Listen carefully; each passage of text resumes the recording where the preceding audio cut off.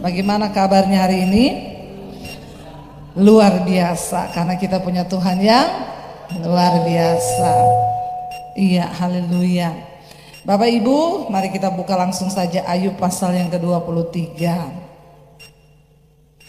Dulu saya datang di sini masih separuh begini ruangannya ya, luar biasa ya. Sekarang sudah besar. Kita doakan gereja ini menjadi alat untuk penuaian jiwa-jiwa. Semakin banyak yang diselamatkan untuk kemuliaan Tuhan.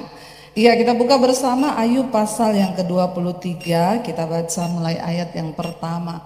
Kalau kita lihat judul perikopnya di sana adalah Ayub ingin membela diri di hadapan Allah. Ya, berapa banyak kita ketika menghadapi masalah kita membela diri di hadapan Tuhan. Ada yang berusaha membela diri ketika ada masalah. Tuhan, kenapa loh aku mengalami begini? Ada yang pernah begitu? Angkat tangan. Semua enggak pernah? Luar biasa ya, nggak usah dengar khotbah lagi, pulang aja ya. Saudara, jujur loh ya, kita pernah nggak mau membela diri di hadapan Tuhan? Sering ya, tuh baru ngaku sering ya. Ketika menghadapi masalah, Tuhan kenapa ya? Kenapa aku mengalami? Tuhan mengapa ya? Ayo kita baca bersama Ayub 23.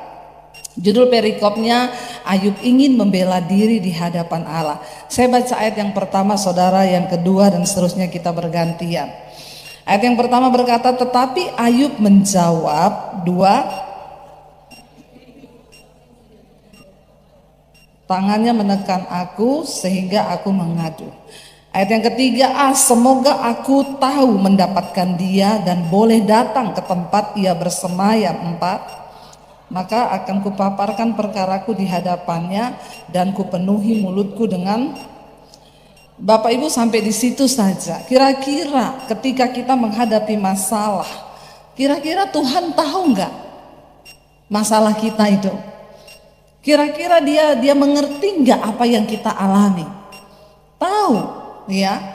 Tapi Ayub ini berkata begini, aku ingin ya datang kepada Tuhan. Sekarang ini keluh kesahku menjadi pemberontakan. Tangannya menekan aku sehingga aku mengadu.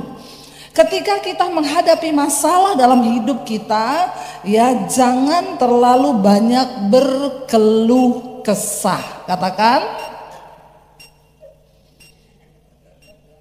aminnya kenceng ya. Tapi dilakukan enggak? Ya, lebih kencang lagi, puji Tuhan, sudah bertobat berarti. Bapak Ibu, dikatakan di sini ketika Ayub menghadapi pencobaan, dia berkata dia ingin datang kepada Tuhan. Dia bilang, sekarang ini keluh kesahku menjadi apa? Kenapa Alkitab berkata kita jangan bersungut-sungut? Orang yang berkeluh kesah itu sama dengan orang yang suka bersungut-sungut. Nah, ketika kita ini berkeluh kesah, ada masalah terus bersungut-sungut, maka apa yang terjadi? Dikatakan keluh kesahku berubah menjadi sebuah pemberontakan. Tanpa kita sadari, ada begitu banyak orang Kristen ketika menghadapi masalah, mereka itu memberontak di hadapan Allah. Tapi dia nggak sadar. Ini musik dari mana ya? Saudara jangan fokus sama musiknya ya, fokus sama khotbah, amin. Ini cuma saya yang dengar musiknya. Saudara dengar? Dengar juga ya. Ini dari mana? Enggak ada diskotik atau apa kan? Oh, dari gym ya. Ya, yang biasa gym jangan goyang-goyang. Iya, Bapak Ibu, dikatakan di sana bahwa ketika orang itu menghadapi masalah, dia berkeluh kesah, bersungut-sungut tanpa dia sadari bahwa sikap keluh kesah itu berubah menjadi sebuah sikap pemberontakan. Iya, kita kadang berkata, enggak sih, enggak memberontak. Tapi kita berkeluh kesah, bersungut-sungut. Ya, yang namanya hidup ini pasti kita akan menghadapi yang namanya masalah, pergumulan. Siapa yang malam hari ini tidak ada pergumulan dalam hidupnya? Semua ada masalah kan? Semua ada masalah. Puji Tuhan, itu berarti kita masih hidup. Masih hidup. Tetapi ketika kita menghadapi masalah, jangan terlalu banyak berkeluh kesah. Ada loh orang-orang itu, saya ketemu orang-orang tuh yang setiap kali ketemu itu yang ada tuh dari mulutnya keluh kesah terus. Ada loh, saudara perhatikan tipe orang begitu. Tiap kali ketemu, ya ada saja yang dikeluh kesahkan. Ya kalau nggak sakit penyakit, masalahnya. Ya saya ketemu orang-orang seperti ini dan bertahun-tahun ketemu, ya nasibnya nggak berubah-berubah, begitu-begitu terus. Karena tiap kali ketemu, halo Bu, apa kabar? Iya Bu Dedi, ya biasalah. Suamiku itu loh, masih begitu-begitu terus, nggak berubah-berubah. Saya bilang ya iya nggak mungkin berubah, ibu ngomong terus begitu. Ibu berkeluh kesah terus begitu, makanya saya ketemu ibu 10 tahun mendatang pun akan sama omongannya. Kenapa? Ya engkau berkeluh kesah terus tanpa engkau sadari, itu menjadi sebuah pemberontakan di hadapan Tuhan. Cepat atau lambatnya proses kita itu tergantung dari bagaimana engkau berespon. Amin. Jangan suka memberontak. Sekalipun kita merasa kita benar, percayalah kebenaran Tuhan, kedaulatan Tuhan, itu yang lebih benar di atas kebenaran kita sendiri, katakan. Amin. Mau sama siapapun kita diproses, jalani aja proses itu. Duduk di kaki Tuhan dan bertanya, Tuhan, apa yang engkau mau untuk aku lakukan dari proses ini? Apa yang sedang Tuhan bentuk dari hidupku? Berhenti berkeluh kesah. Tiap kali ketemu orang yang diceritain mertuanya, kamu tahu enggak itu mertuaku? Ya, itu ya lebih jahat daripada mak lampir. Berkeluh kesah terus ya. Ada ibu-ibu kalau ketemu orang, kamu tahu nggak itu menantuku? Saudara, ya mari kita belajar menjadi orang yang jalani proses. Kalau perlu orang datang nanya, gimana mertuamu? Biasa aja, ya jalani semua dengan ucapan syukur. Amin. Hari-hari ini kita harus lebih banyak mengeluarkan energi positif. Biar awet muda kayak saya. Masalah buat lo. Kayaknya kok saya bilang gitu semua langsung ketawa ya, kayaknya mengejek gitu ya. Tapi nggak apa-apa. Iya Bapak Ibu, kenapa dunia ini penuh dengan energi negatif. Kita ketemu orang, anak saya itu tiba-tiba ngomong ke saya berapa waktu yang lalu, Mam, jangan marah loh. Saya tanya, kenapa? Mami ngomong dulu jangan marah. Mami nggak akan marah. Loh kamu ngomong dulu kenapa? Ya tapi Mami janji nggak akan marah. Loh kalau saudara digituin coba. Terus saya bilang, ya kamu ngomong dulu tergantung masalahnya apa. Kalau bikin Mami marah ya Mami marah. Mami gak mau janji gak marah. Ya tapi Mami janji dulu gak marah. Saya bilang ya gak bisa, Mami gak mau janji. Kamu ngomong dulu apa? Dia bilang aku mendaftar jadi barista di Starbucks. Boleh toh? Terus saya bilang sama dia, jadi barista gitu kamu cuci piring, nyapu, ngepel loh. Emang kamu siap gitu? Siap dong. Ya kalau kamu sudah siap ya silakan. Jadi boleh Mam, boleh. Ternyata masuk di Starbucks itu juga nggak gampang ya. Saya pikir gampang aja orang mau melamar jadi tukang cuci piring. Jangan ketawa loh saudara ya. Ternyata harus mahasiswa, interviewnya pakai bahasa Inggris. Ya nggak gampang ternyata. Singkat cerita, kemurahan Tuhan lah anak saya bisa masuk, ya bisa masuk. Lalu kapan itu saya pergi ke sana, saya bilang, Dek, Mami mau ke sana, Mami mau lihat kamu kerja. Akhirnya dia bilang, ih Mami ini enggak apa-apa, Mami tak lihat. Pas saya pergi dia dapat tugas bersihin meja, ngangkat sampah, nyapu, ngambil sampah di lantai. Ya dalam hati itu ya saya sih, ya saya sedih. Tapi ya suami saya bilang nggak apa-apa. Biarin dia belajar, ya biar dia belajar kerasnya hidup. Dia cerita, Mam aku nih dapat closingan terus sampai jam 12 malam. Kebetulan di mall itu yang dia kerja itu ada live music sampai jam 12. Jadi anak saya jam 1 malam tuh kadang saya nggak bisa tidur. Saya bilang sama suami, coba WA anak, WA si Karen dia lagi ngapain, udah tidur apa belum. Jam 1:30, 2 saya WA dia masih foto piring kotor, dia masih cuci piring. Ketawa loh, bukannya sedih. Sedih dong, sedih. Kadang saya tidak tega saudara, ya. Tapi saya bilang sama suami enggak apa-apa. Ya biar dia belajar kerasnya kehidupan. Orang dulu saya waktu diusir dari rumah jadi Kristen, saya cuci baju, saya nyapu, saya ngepel di tempat kos ya untuk bisa dapat makan. Biar dia merasakan. Lalu saudara singkat cerita, ya beberapa makin kesini saya tanya sama dia, Dek kamu betah? Betah? Kamu menikmati? Iya aku menikmati. Ya dia mulai cerita teman-temannya, ya dia cerita ada yang gini ada yang gitu.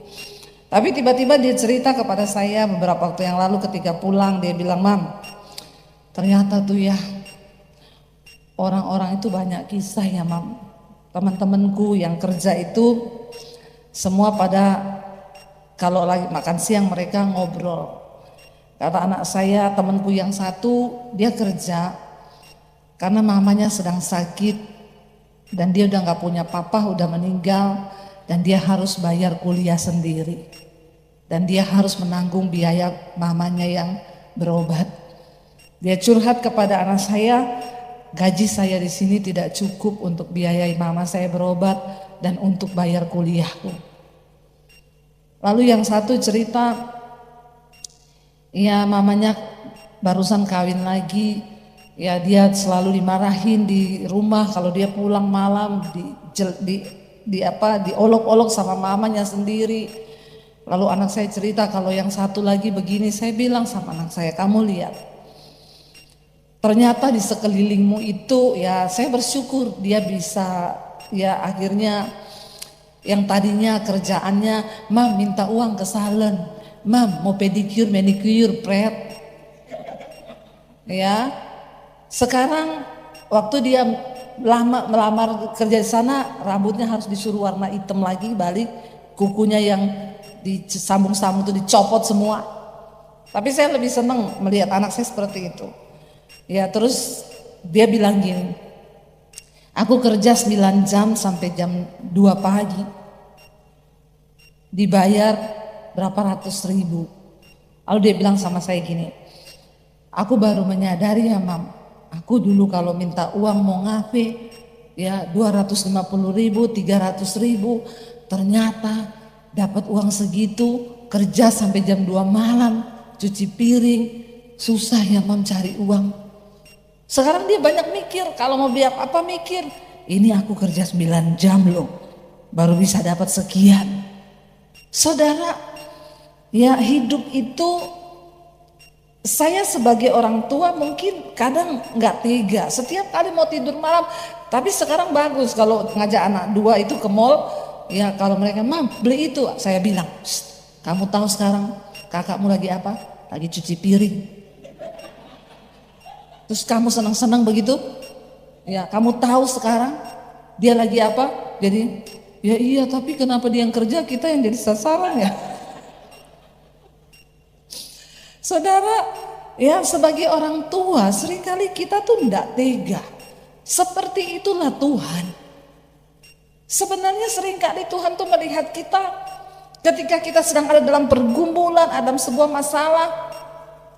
Tuhan itu lihat kita sebagai kasihan juga anakku.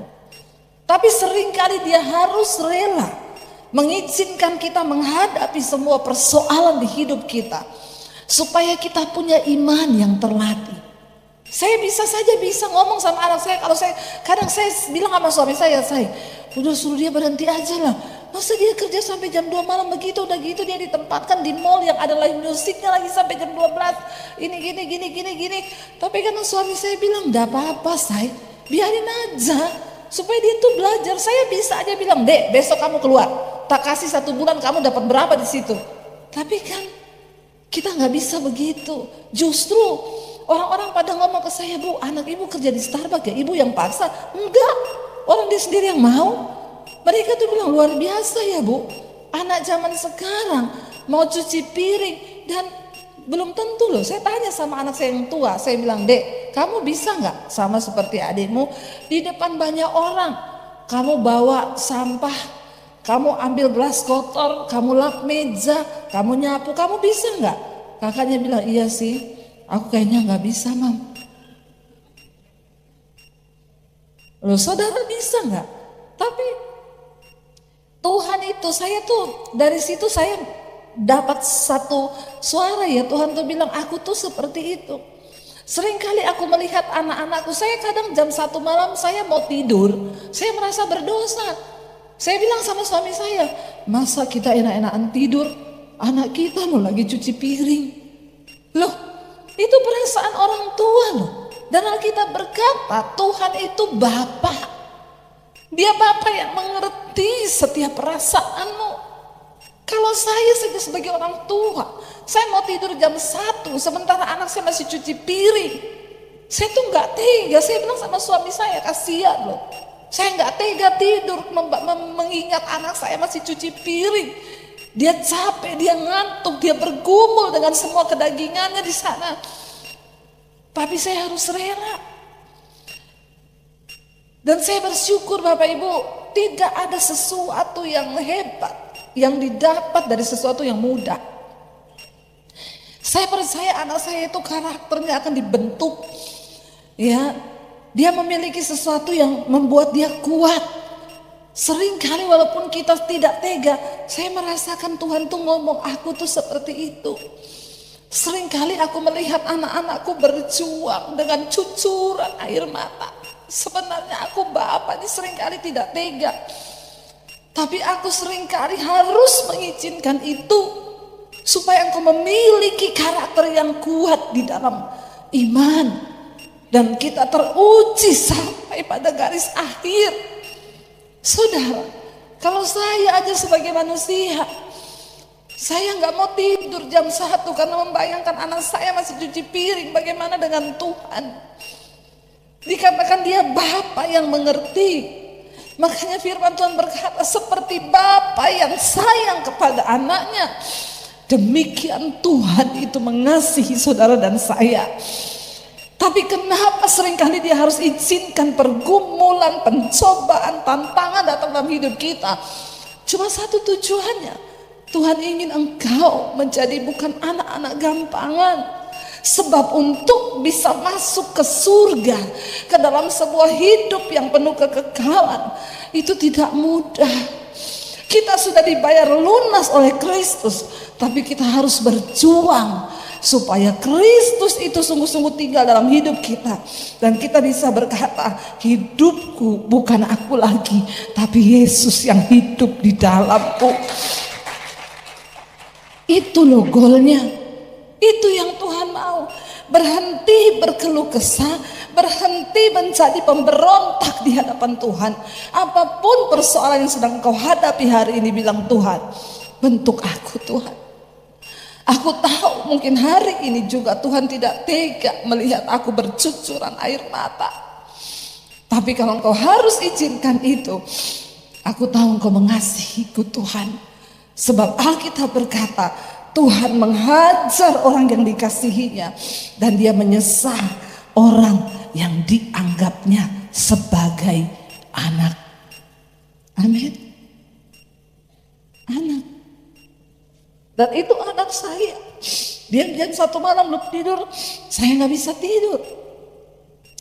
Ayub berkata di sana, ayat yang ketiga, semoga aku tahu mendapatkan dia dan boleh datang ke tempat ia bersemayam. Ayat 4, baca bersama 1, 2, 3. Maka akan kupaparkan perkaraku di hadapannya, dan kupenuhi mulutku dengan kata-kata pembelaan. Maka aku akan mengetahui ya jawaban-jawaban yang akan diberikannya kepadaku, dan aku akan mengerti apa yang difirmankannya kepadaku.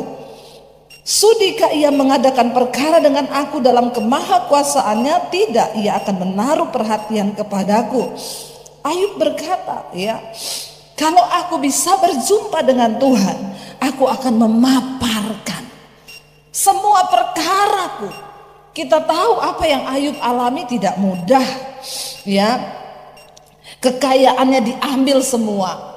Saya tanya saudara, ya, Alkitab berkata Ayub itu orang yang sangat kaya, sangat kaya. Lalu dia harus diizinkan untuk membuktikan kemurnian imannya. semua kekayaannya diambil. Apa yang paling ditakuti oleh orang kaya? Apa yang paling ditakuti orang kaya? Menjadi miskin. Amin. Ya, menjadi miskin. Orang kaya paling takut jadi miskin. Makanya jadi orang gak usah kaya-kaya banget. Amin. Lebih enak hidup ini. Sebenarnya kaya itu bukan dosa. Yang jadi masalah kalau orang kaya nanti lifestyle-nya berubah. Dia menikmati semua yang baik. Lalu ketika dia harus mengalami yang buruk, itu biasanya dia gak bisa terima. Tuhan sangat mengasihi Ayub. Tuhan sangat mengasihi Ayub. Di dalam segala kekayaannya Tuhan mungkin tahu. Kan Tuhan yang paling tahu. Tuhan mungkin melihat Ayub ini hatinya sudah mulai terikat kepada kekayaannya. Itu Tuhan yang tahu. Makanya akhirnya diizinkan semua kekayaannya diambil. Coba Bapak Ibu, kalau kita renungkan sekarang. Saya nggak usah tanya berapa kekayaan saudara. Ya, nggak usah saya tanya. Hari ini, kalau apa yang ada padamu diambil Tuhan, masihkah engkau mau memuji, menyembah, dan berkata Tuhan baik? Saya seringkali berpikir begitu loh. Saya seringkali menguji diri saya, Tuhan, kalau semua yang ada pada saya hari ini tuh diambil seperti Ayub, ya, apakah aku ini masih mengasihimu, masih melayanimu dengan setulus hati? Itu harus menjadi pertanyaan bagi kita semua. Kalau semua yang ada pada kita diambil, ya, kita tuh sering kali dengar khotbah orang kaya yang, ya, di Alkitab orang kaya yang bodoh, anak muda yang kaya. Dia datang kepada Yesus bertanya, Tuhan, apa yang harus aku lakukan supaya aku masuk surga? Tuhan bilang, kasihi Tuhan Allahmu dengan segenap hatimu, kasih ayahmu, ibumu, kasih gini. Sudah, saya sudah melakukan semua itu. Apalagi Tuhan? Lalu Yesus berkata, kalau engkau ingin memperoleh kerajaan Allah, pulang, jual seluruh hartamu, lalu berikan itu kepada orang miskin dan ikut aku. Tapi dengan sangat menyesal orang itu pulang. Alkitab berkata karena apa? Karena hartanya banyak. Banyak. Kita nggak usah bicara orang yang hartanya banyak. Saudara hari ini yang cuma punya motor satu. Lalu saudara dengar suara Tuhan, pulang, jual motormu.